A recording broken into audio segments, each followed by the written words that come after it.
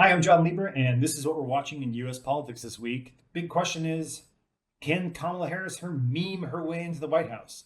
Joe Biden drops out of the race last Sunday unexpectedly as the oldest candidate ever, instantly making Donald Trump the new oldest nominee in American presidential history. And now he's going to have to run against a Democrat who's 19 years younger than he is, and the sitting vice president of the United States, Kamala Harris. She's off to a scorching hot start, raising almost $250 million, $250 million in a single week since Biden announced he was dropping out. And she's picking up a lot of buzz and excitement online. But the real question is her current momentum about Harris, or is it just about someone other than Biden? And that's really what the rest of this campaign is going to be about. Harris comes in with some strengths that Biden didn't have, namely the fact that 3/4 of the population doesn't think she's too old to be president. But she probably also has some weaknesses where Biden had unique strengths, such as his strength with working class white voters in the Midwest. And on that front, Harris is just kind of an unknown. We can't really trust what the polls are telling us just yet, because what you'd expect to see after a big event would be a surge in support from Democrats who are more eager to respond to polls at the moment. So it might be a few weeks before we actually have an understanding of where this race stands in public opinion polling.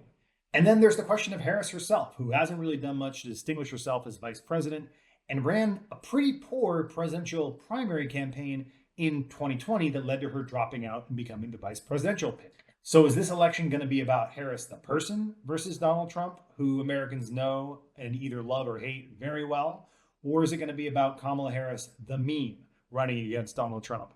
Right now, she's polling as a generic Democrat would, doing 2 to 4 points better than Biden would nationally.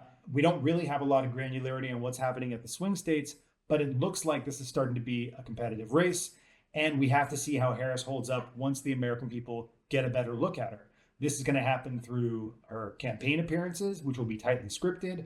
But probably the most important event coming up on the election calendar is going to be the debate, where Harris won't have a chance to answer scripted questions or read off a teleprompter, and is going to have to face Donald Trump live.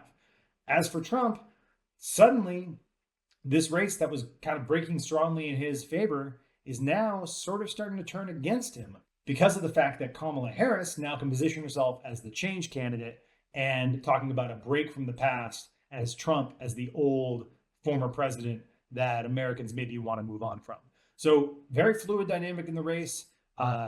Trump is probably still favored and has just because he has more paths to victory through the Electoral College, but this could all change drastically over the coming weeks.